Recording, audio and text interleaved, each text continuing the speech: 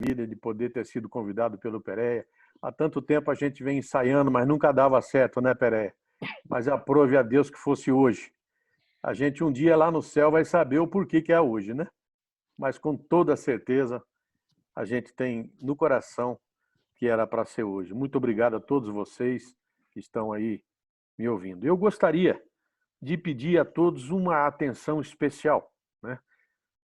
Por quê? Porque não é da vontade do inimigo de nossas almas que você preste atenção, mas a Deus sim. Então, preste atenção, porque pode ser que na minha fala, eu tenho convicção disso, alguma coisa muito interessante Deus vai falar ao seu coração durante essa fala, né?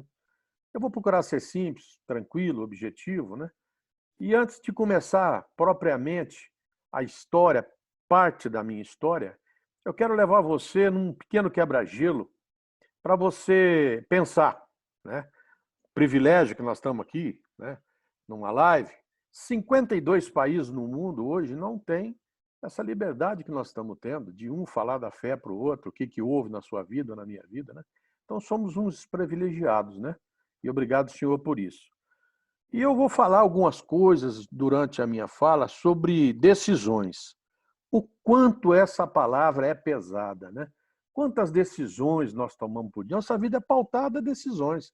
Da hora que você acorda, da hora que você vai dormir, você está tomando decisões, mesmo sem pensar, às vezes mecanicamente, né? Eu vou dar alguns exemplos. Você recobra a consciência de manhã cedo, não abrir os olhos, mas já pensa, vou levantar agora ou vou dormir mais um pouco? É uma decisão.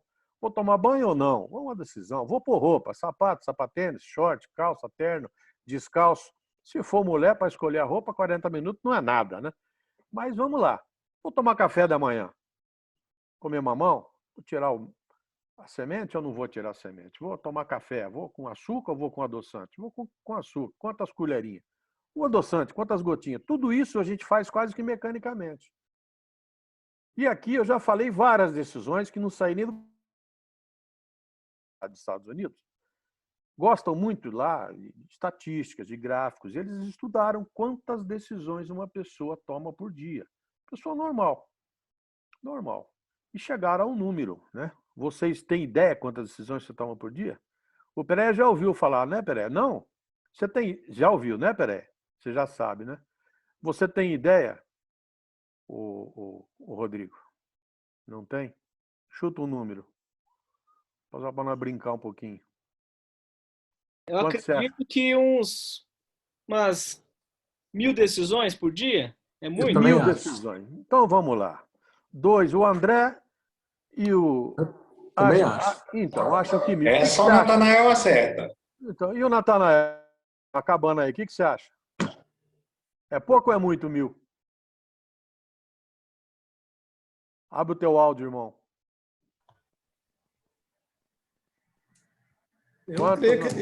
Eu nunca ouvi falar, eu já ouvi falar sobre esse assunto, mas não me atentei para o número. Mas eu imagino que seja mais de 10.000. Olha, ele deu na trave. Natanael deu na trave.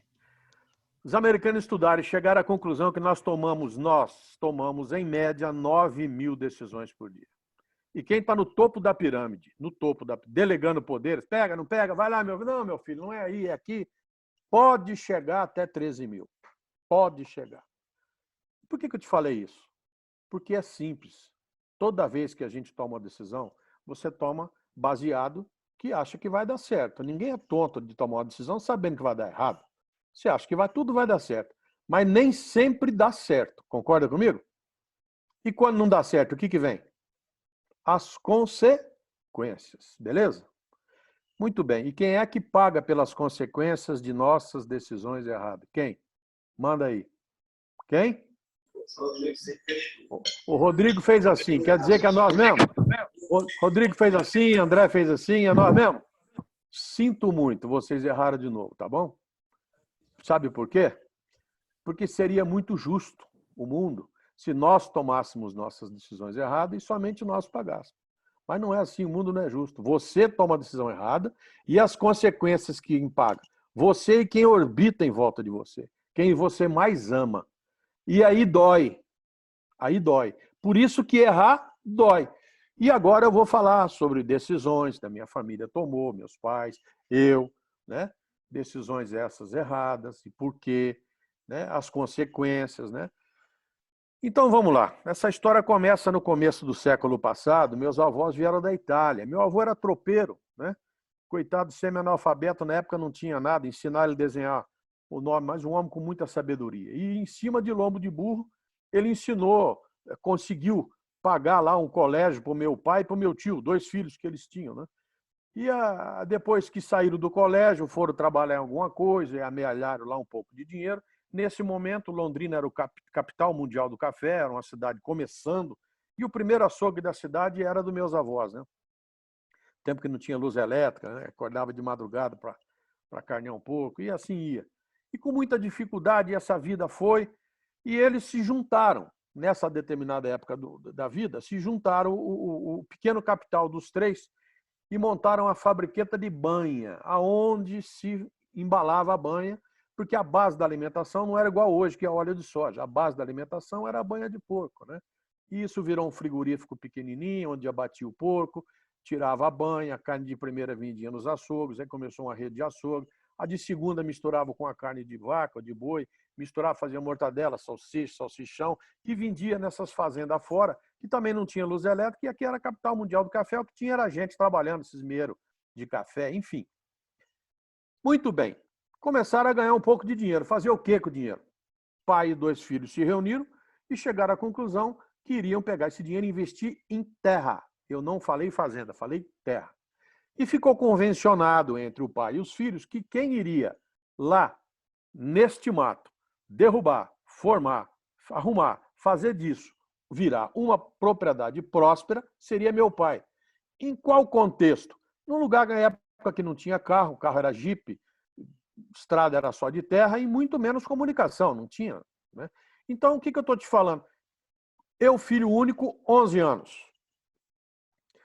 E logo no começo, meu pai viajava, a gente sabia quando ia, mas não sabia quando voltava. E quando ele chegava, era uma alegria muito grande para ele, para minha mãe e para mim. Mas essa alegria durava pouco. Por quê? Porque o casal vivia um conflito. Brigava. Você sabe o que quer dizer a palavra brigar? Pé de uma galinha dava para fazer sopa para uns 15. Qualquer assunto era brigueiro. Nesse movimento, aí que eu nasci, aí que eu fui criado. O que é que me ensinaram? A brigar. A brigar. E eu fui aperfeiçoado nesse assunto, dentro desse lar. Dentro disso aí não tinha diálogo. Eu quero fazer aqui uma pausa para você fazer uma reflexão. Uma vez me mandaram isso aqui, achei fantástico, né? Você aí mora numa casa ou num lar? Essa que eu vou te ler algumas frases é a diferença entre a casa e o lar. Eu morava numa casa. Pela graça de Deus, hoje Deus me deu um lar. Então vamos lá. Casa é uma construção de madeira ou cimento e tijolos. Lar é uma construção de valores e princípios. Casa é o lugar onde as pessoas entram para dormir, usar o banheiro, comer, etc.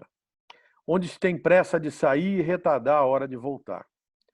O lar é o lugar onde os membros da família anseiam por estar nele, onde refazem suas energias, alimentam-se de afeto e encontram-se o conforto do acolhimento. É onde temos pressa de chegar e retardarmos a hora de sair. Numa casa, criamos e alimentamos problemas. O lar é o centro da solução dos problemas. Numa casa moram pessoas que mal se cumprimentam e se suportam. No lar vivem companheiros que, mesmo na divergência, se apoiam e nas lutas se solidarizam. Casa é o local de dissensões, conflitos, discórdias. No lar, as dissensões, conflitos existindo servirão para esclarecer e engrandecer. Numa casa nascem muitas lágrimas. No lar, plantam-se sorrisos. A casa é um nó que oprime e sufoca. O lar é o ninho que aconchega. Por que eu fiz questão de ler isso aqui? Para te contextualizar. Aonde eu nasci, onde eu fui criado, que ambiente, o que eu acreditava que era certo. Muito bem. Meu pai é um homem muito trabalhador e muito certo. E Deus deu a ele uma graça muito grande de ser um homem muito próspero, né? Eles, né? Ele, o meu tio, o meu avô, foram muito prósperos, né? E esse dinheiro foi virando propriedade rural, propriedade rural. E lá na minha adolescência, eu fiz faculdade de Direito, eu tomava conta de uma propriedade perto de Londrina. E quando eu me formei, meu pai falou, agora você vai embora para Mato Grosso, que eu vou ficar perto de casa. E foi nessa propriedade que eu estou até hoje, lá em Mato Grosso do Sul. Na época era só um estado, né?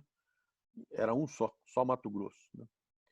Enfim, eu comecei a ir para lá.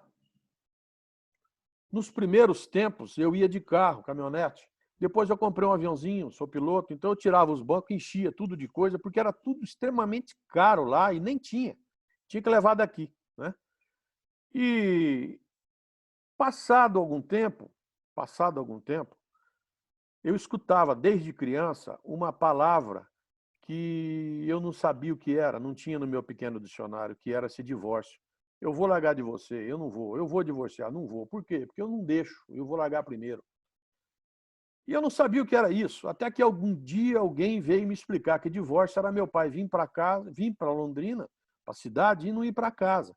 E eu não entendia isso. Isso criou dentro do meu coração um desespero. Vocês vão ver esse desespero boiar lá na frente.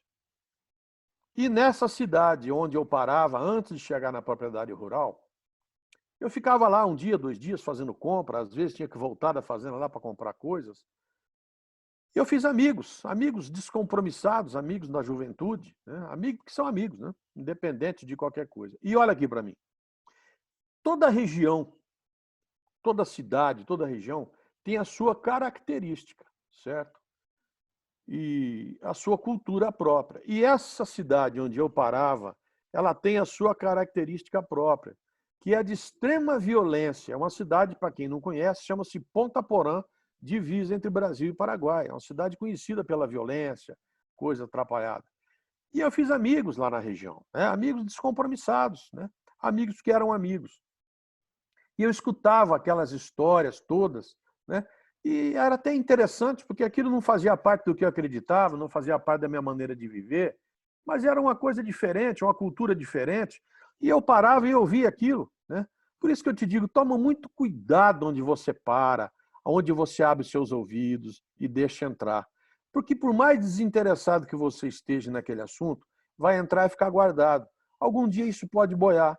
Cuidado onde você para, onde o seu filho para, o seu neto para, onde sua esposa para. Cuidado onde você abre e deixa entrar. Você vai ver Ponta Porã boiar lá na frente de uma maneira nefasta na minha vida. Meus amigos, infelizmente, por decisões que cada um tem, somente nós, Deus deu somente a nós uma coisa chamada livre-arbítrio. Nós temos a capacidade de pensar, de tomar decisões. Né? Só que as decisões que nós tomamos traz o quê? Que eu falei no começo. Consequências. E os meus amigos, por decisões que tomaram, quem já não morreu, está preso. Não é? Infelizmente. Muito queridos, mas tomaram as suas decisões e estão arcando com as consequências. Né? Muito bem, eu, naquela propriedade, no começo da minha vida, logo me casei. Né? E no começo do meu casamento veio a bomba atômica, que meus pais resolveram se separar. Então, olha aqui para mim, agora eu vou te falar uma coisa interessante. Uma das matérias que tem na aviação civil chama-se navegação aérea. O que é a navegação aérea? O piloto tem que saber de onde ele saiu, onde ele está, para onde ele vai. Senão ele está perdido. Por isso que eu estou te falando. Eu, até agora, na minha fala, só contextualizei onde eu nasci, de que maneira eu fui criado, em que ambiente, para você se contextualizar na minha vida, no que eu acreditava, para agora, daqui para frente, eu te dizer o que é que eu vim te falar. Tá? Muito bem. Começo do meu casamento, a bomba atômica veio. Qual é ela? Meus pais resolveram se separar depois de 40 anos de casado. Aquilo para mim caiu que nem uma bomba atômica, porque eu não acreditava que aquilo estava acontecendo. Era o meu medo desde menino. E para falar a verdade, não tinha motivo. O motivo era a falta de diálogo. Não tinha um motivo. Olha assim, você vai conversar com um, dá razão, vai conversar com o outro, dá razão. Não tinha um motivo grave. Mas eles acreditavam naquele momento que aquele ato de se separar e viver sozinhos, eles iriam encontrar a felicidade. E olha aqui para mim, nunca mais encontraram e não foram felizes. Vou te dar um dado do IBGE. Você sabe quantos por cento da população brasileira crê que o divórcio é a melhor solução para um casamento em crise? Tem noção de quantos por cento? Estou te falando de IBGE. 85% crê nisso. E está mais do que provado que não é. Está mais do que provado que não é. E olha, eu vou te dizer uma coisa importantíssima. Não estou fazendo apologia ao divórcio, muito menos contra. Eu só estou dizendo para você escutar esta frase. Se um dia foi interessante para você se separar, ou se você já se separou, problema seu, decisão sua, consequências são suas. Só que, olha para mim, que separe só o casal, nunca a família. Mais um erro deles. Separou a família. Fiquei cuidando do meu pai e minha mãe com meus 2 irmãos já. Eu já tinha mais 2 irmãos para lá de lá. Separou a família. Muito bem. Nesse ato contínuo, meu pai muito doente, trouxe ele para perto de mim. E nesse mesmo momento, essa propriedade aí, Nathaniel, de Rondônia, com 1.200 famílias invadiram. Nós tivemos que pegar um verdadeiro exército de advogados para segurar essa bronca. Meu pai doente, eu sozinho. Enfim, foi um momento muito difícil, muito difícil. E houve a necessidade de um telefonema entre eu e a minha mãe. E ela ficou muito chateada, porque eu, como filho mais velho, sempre se apoiava em mim, conversava muito comigo. E quando eu fiquei cuidando do meu pai, ela achava que eu tinha que ficar com ela, e meu pai ficar sozinho, na cabeça dela, né? A família foi dividida, né? Eu fiquei cuidando dele. Né? Para mim não tinha divisão nenhuma, nunca teve. Enfim, ela já estava brava comigo por causa dessa maneira dela pensar. E nesse telefonema, ela morando longe, quase 700 quilômetros de onde eu moro, 600, houve necessidade de um telefonema entre eu e ela. E começamos a discutir um determinado assunto. E você sabe como é que é a conversa de italiano? Conversa de italiano começa a falar alto, alterar, é coisa de italiano. E a conversa começou a ficar alta. Como diz o ditado, a chapa do italiano é mais grossa um pouco. Depois que esquenta, também, Deus me livre, demora para esfriar, né? Mas, pelo amor de Deus, ela é minha mãe. Como tem aquele ditado antigo, é no andar da carroça que as abóboras se ajeitam. Era só passar um tempo, deixar quieto, aquilo acalmava, voltava a conversar, numa boa, como sempre resolvemos tudo. Mas aconteceu o que jamais poderia acontecer naquele momento. Aquele senhor, então casado com ela, não fazia parte da família, nem conhecia, nem ele a mim, achou, por alguns motivos que ele deve ter pensado, que achou que devia fazer, pegou a extensão, lembra que antigamente tinha extensão no telefone? Pegou a extensão e quis falar comigo, não sei. E ele disse alô. Quando ele disse alô, quis falar, eu imaginei que ela ia falar, desliga o telefone que eu estou conversando com meu filho. E ela não disse isso, aquilo já me magoou demais. Ela permitiu que ele falasse. E esse homem começou a me ofender. A me ofender. E quanto mais ele me ofendia, a coisa ia ficando mais feia. Eu imaginava que ela iria entrar e mandar ele desligar o telefone e enquadrar ele. E ela, cada ofensa maior que a outra, ela ia se silenciando. E a leitura que eu fazia do silêncio dela naquele momento era que ela estava autorizando ele fazer aquela barbaridade comigo sem nem me conhecer. Nem da família é. Até que ele acabou de falar tudo que tinha que falar. Mas ele falou coisas que eu quero deixar registrado o seguinte. Tem coisas que você não fala para ninguém. Muito menos um homem fala para o outro. Você lembra que lá atrás eu te falei que você tomar cuidado onde você abre os teus ouvidos e deixa entrar? Naquele momento que ele ficou quieto, quando ele acabou, automaticamente abre espaço para a minha vez de falar, concorda comigo? E nesse momento que era a minha vez de falar, eu quero fazer aqui uma reflexão antes de te dizer mais, e dizer o seguinte. Se eu tivesse parado e feito uma pergunta, que é o nome de um livro, compre e leia esse livro, chama-se Em Meus Passos, o que faria Jesus? Em Meus Passos, o que faria Jesus Cristo? Compre esse livro. Eu não fiz essa pergunta para mim. E eu quero te dizer o seguinte, se eu te pedir para você dizer para mim o que significa a palavra tentação, o que você vai falar para mim? O que é a tentação para você?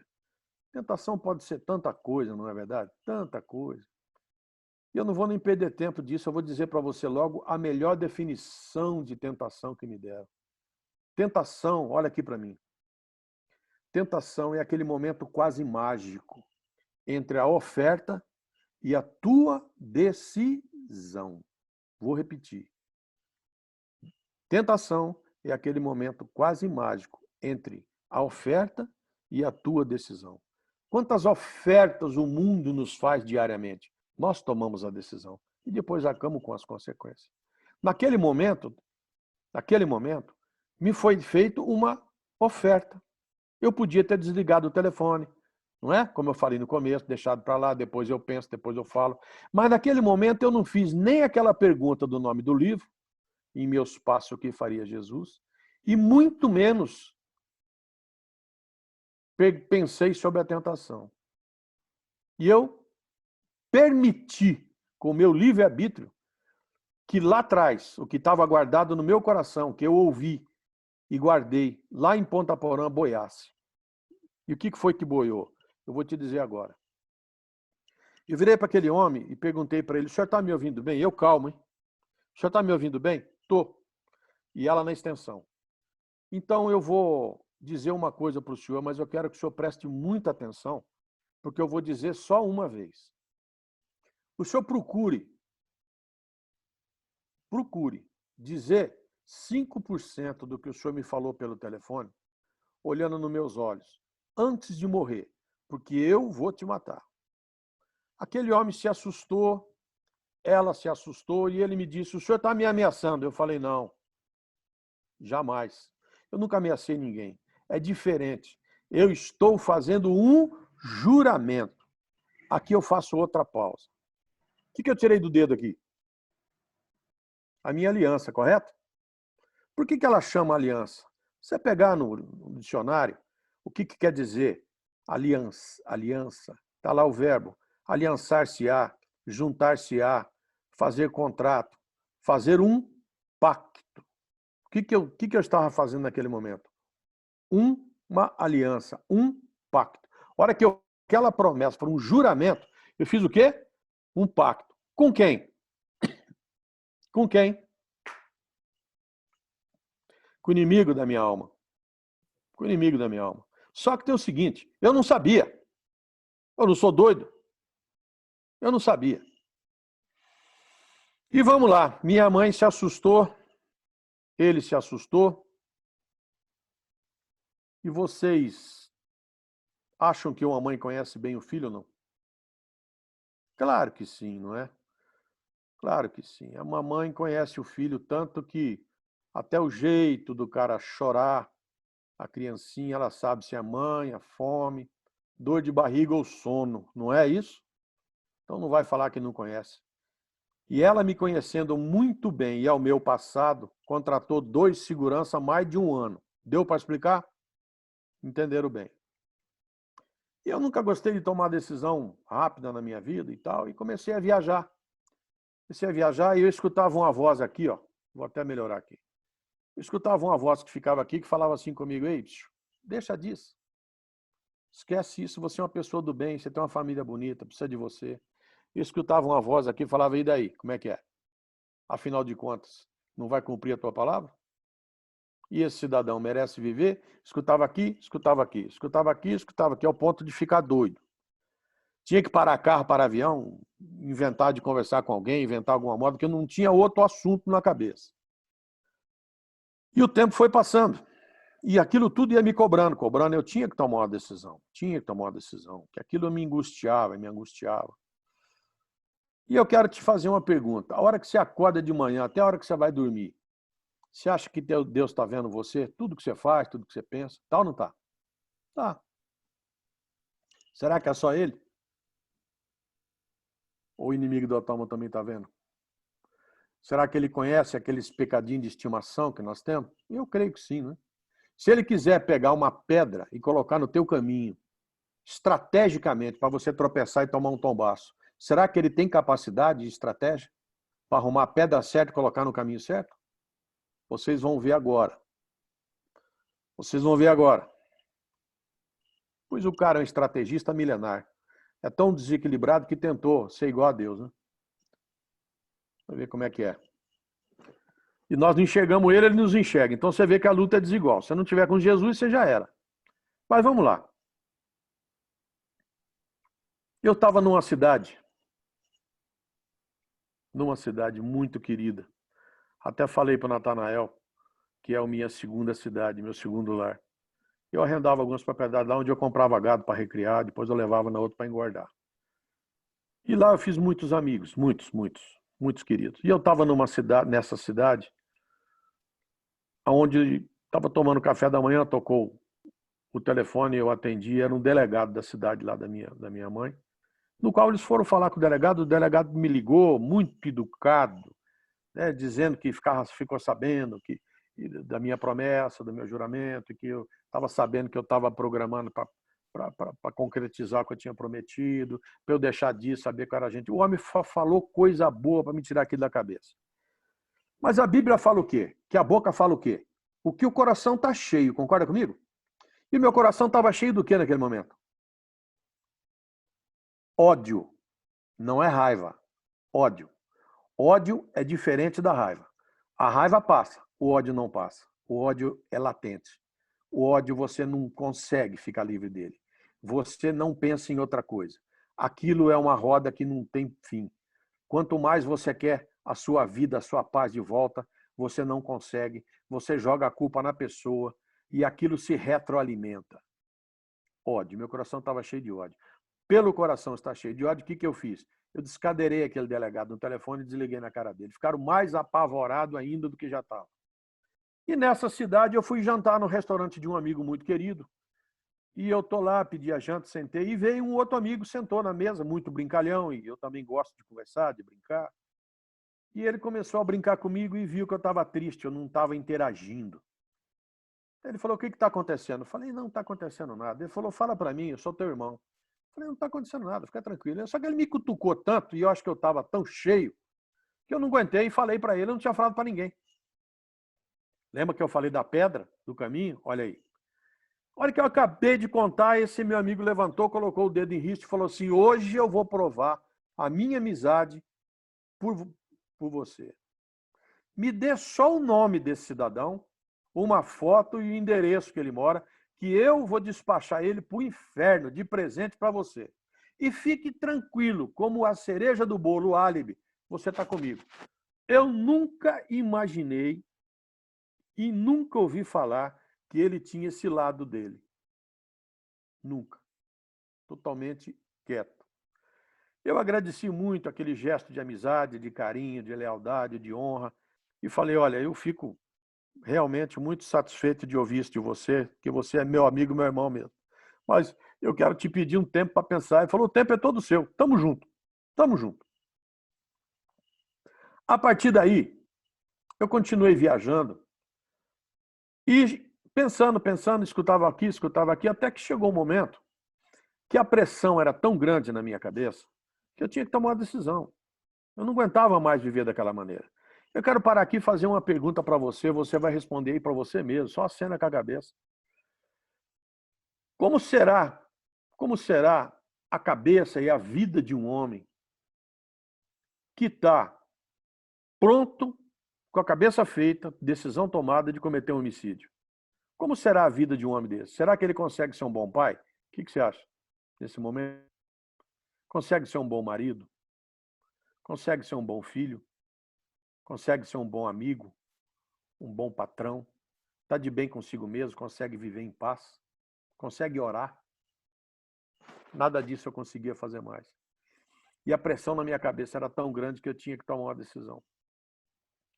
Eu quero te dizer como é difícil você tomar uma decisão que vai contra tudo que você sempre acreditou na vida, tudo que você pensa, o que é certo, o que é errado, você passa por cima de tudo, você só quer resolver aquilo ali, com aquele ódio que te tomou conta de você. Né? Nesse momento, quando eu estou fazendo o jantar presencial, eu chamo a minha esposa, porque eu estou contando para vocês a visão, como eu me via, e ela conta como ela me via. E ela disse que naquele momento eu me tornei um monstro tão grande como pai, como marido, que ela tinha duas saídas: ou ela se separava, ia embora com as meninas, e me deixava só naquele tormento, ou ela ia pedir ajuda para quem resolve. Ela não foi pedir ajuda para ninguém, ela só entrou dentro do quarto.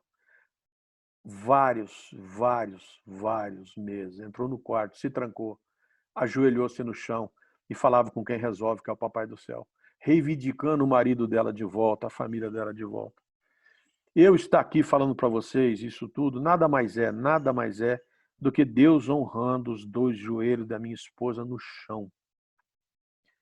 E eu tomei a decisão de tirar a vida daquele homem, infelizmente. E a Bíblia nos fala que quando você olha para uma mulher com olhar impuro, você já pecou contra ela. E quando você toma uma decisão de tirar a vida de alguém, deseja que alguém morra, no momento que você toma a decisão, você já matou ele. Você já cometeu o pecado do assassinato. Ele está respirando com uma questão de estratégia, né? Momento certo, adequado. No minha maneira de pensar, quando eu tomei a decisão, é uma coisa interessante isso que eu vou te falar.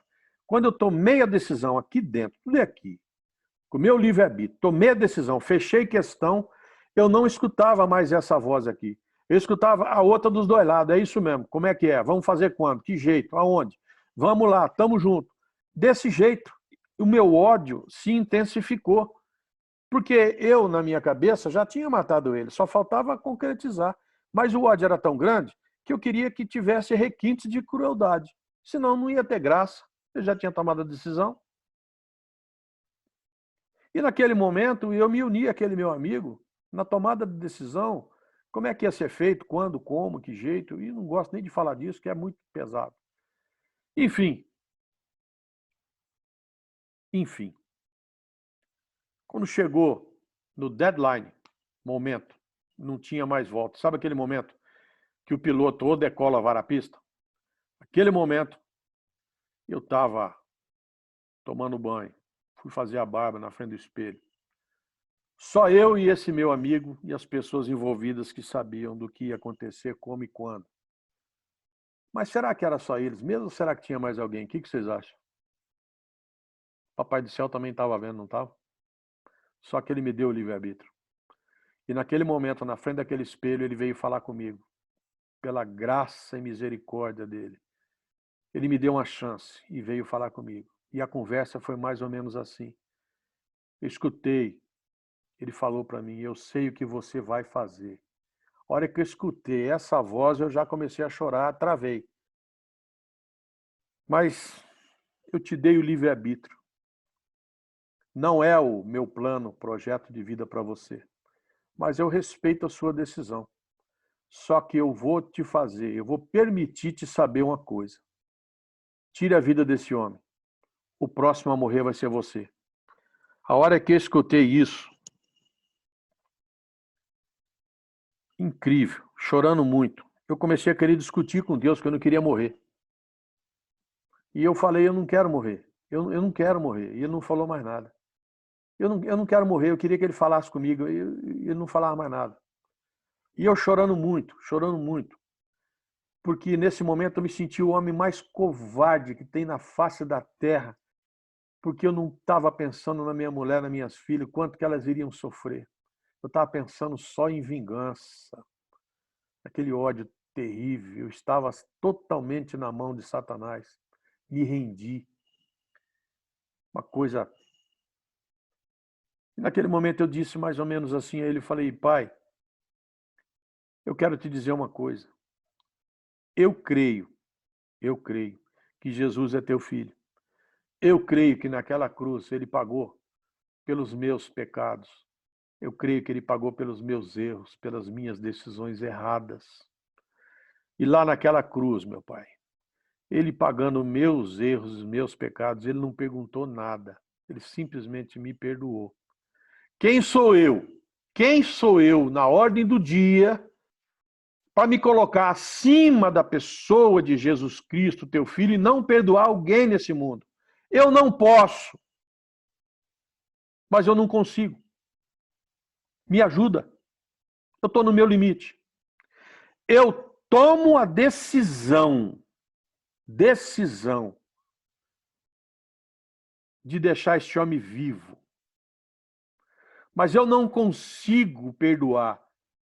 Não consigo tirar isso do meu coração. Mas eu tomo a decisão de perdoar. Eu aprendi, me falaram que perdão não é emoção, perdão é decisão. Então eu tomo a decisão de honrar mais ao Senhor do que a minha própria dor. Eu tomo essa decisão. Agora me ajuda, porque eu não consigo.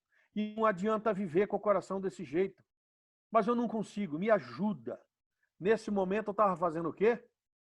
Uma aliança, um pacto. Com quem? Com quem resolve, com o Papai do Céu.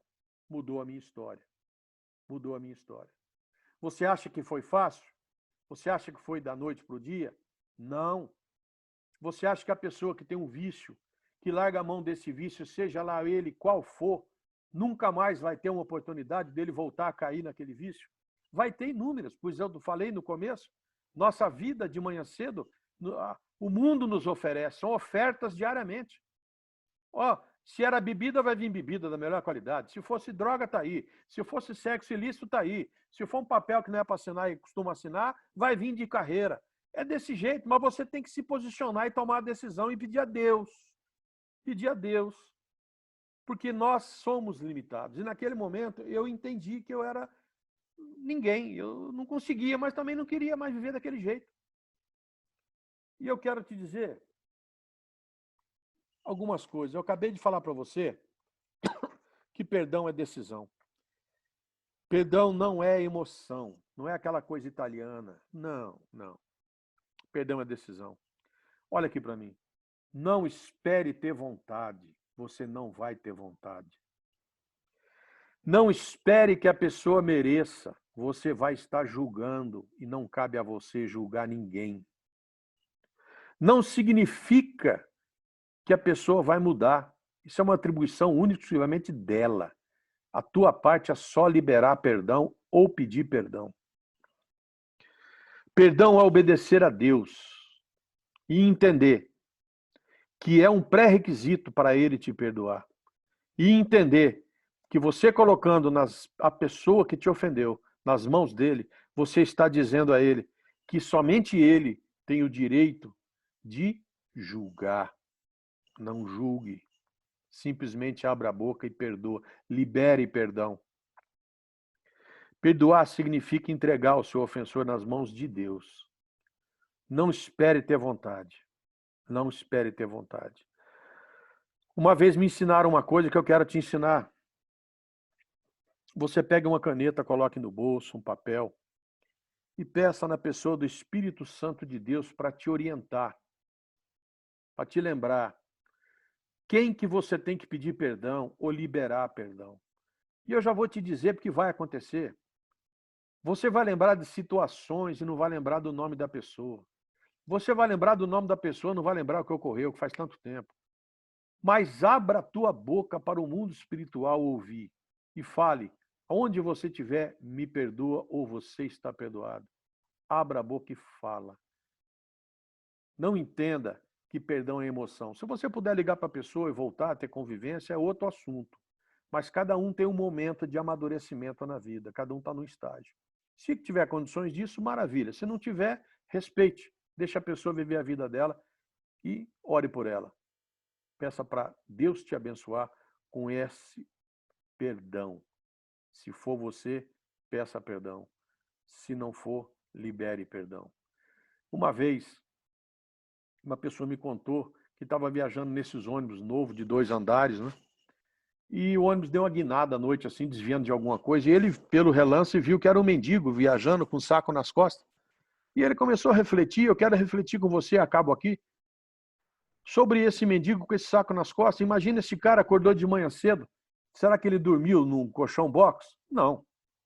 Será que ele colocou um Nike no pé e se preparou para caminhar? Não. Tomou um bom café da manhã? Não.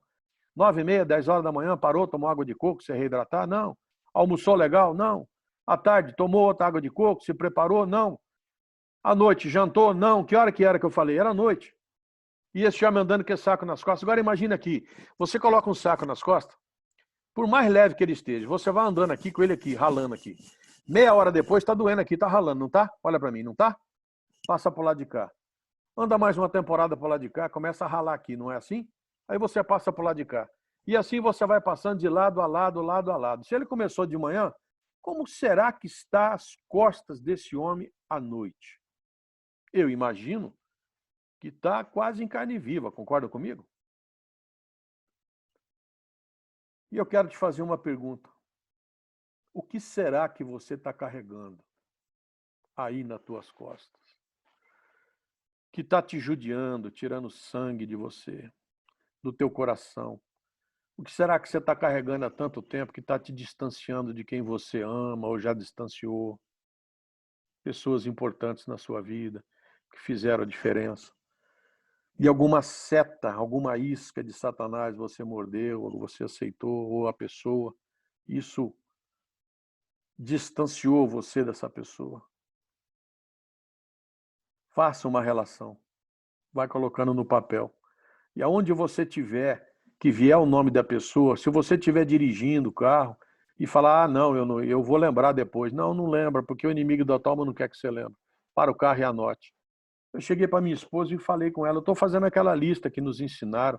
Ela falou, poxa, que legal, eu posso saber quantos nomes tem? Falei, lógico que pode. Tem pouco, porque faz só uma semana que eu estou fazendo. Tem 70 nomes. Você está dando risada? Faça a sua lista primeiro. Depois você vai rir de mim. É interessante demais essa lista, viu? Interessante demais. Você vai lembrar de coisas que só o Espírito Santo para te recordar. E eu vim aqui de longe, com o coração aberto, para te dizer isso, para você não cair nessa tentação, não cair nessa isca, que é aquele livro chamado A Isca de Satanás, a falta de perdão. Jesus fala que quando você vai na casa dele e quer entrar, ele fala, para na porta, olha para dentro de você, volta, se acerte com quem tem que se acertar, depois você vem, entra, ceia comigo. É muito importante. É demais, demais. Eu sofri demais. Eu não quero que você, e nem quem você gosta, ama, convive, caia nessa mesma cilada que eu caí. E pela graça e misericórdia de Deus, eu fui liberto. Eu desejo que Deus te abençoe, você seja liberto. E eu, antes de vir aqui falar com você, eu orei na palavra de Deus em Êxodo 4:12, onde fala, pois agora vai, eu serei com a tua boca e te direi o que dizer. Então, que cada palavra que eu falei fique no seu coração, guardado, que faça frutos no seu coração, frutifique positivamente. E que o Espírito Santo fala com você, muito, diariamente, a todo instante. O que é que você tem que fazer, que decisões você tem que tomar para ter a rédea da sua vida na sua mão, para ter o acesso ao Papai do Céu, liberado. Pois Jesus, quando passou por aqui, não deixou nenhuma placa de igreja, ele deixou o quê? Deixou uma maneira, estilo de vida a ser seguido. Cristianismo é um relacionamento diário entre você e ele. Não é? E é isso que eu vim te falar com muito querido, com muita alegria no meu coração de poder passar isso para você não cair nas ciladas que eu caí e ser livre das garras de Satanás. Eu encerro por aqui agradecendo a você, que você pense e repense no que eu falei e receba com muito carinho tudo isso e guarde no seu coração. Tá bom? Eu estou aqui para qualquer palavra que precisar, para qualquer pergunta, para oração. Estou aqui à disposição e devolvo a palavra para o Rodrigo ou para o Rodrigo, né, Rodrigo?